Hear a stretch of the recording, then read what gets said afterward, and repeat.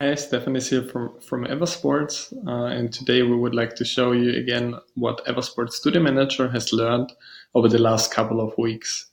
We want to begin today with the widget, which is implemented in your website, and we also integrated the waiting list now into the widget. So if one of your customers goes or opens a class that is already fully booked out, you see now in that pop-up that you can also add yourself to the waiting list right in the widget. So I can add myself if I'm logged in, of course, and I can also remove myself from the waiting list. It is really easy. And it's also explained here that I need to have the Eversports app to be able to receive the push notification if a spot in an activity gets free. And it doesn't matter if I download the app after I put myself on the waiting list or before. It works in both ways. The new thing we would like to show you today is in products. And then if you go into the settings of a product, like here in the settings of a 5-visit block card, then you can go to settings here. And what you can do here now is that you can say that this product can only be bought online by certain customer groups. So you can limit the customers that can actually buy that product online on your website, which can be really helpful because now you can say, for instance, this product is a cheaper product and only your teachers and your friends, for instance, they should be able to buy that cheaper product.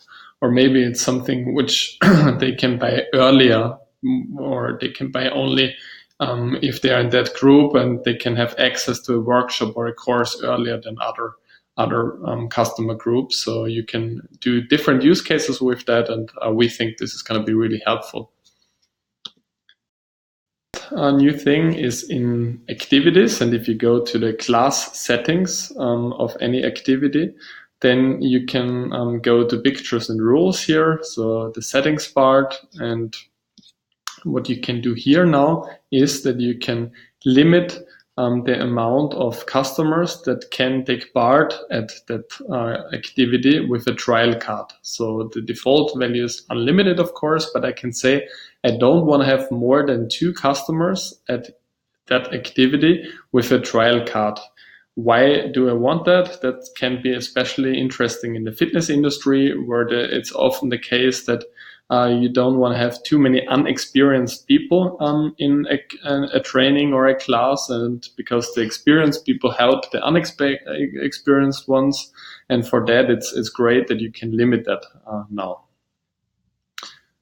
Yeah, there are a few other updates also in UI.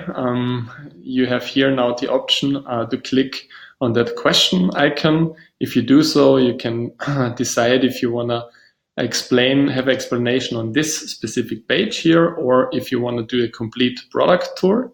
This can also be really helpful if you have new employees, for instance, or a new teacher, and you want to explain him to Eversports Studio Manager. He can just start by doing a product tour, and then everything gets explained automatically, and he's onboarded to Studio Manager, and he knows how everything works in there. That's really helpful and saves you time.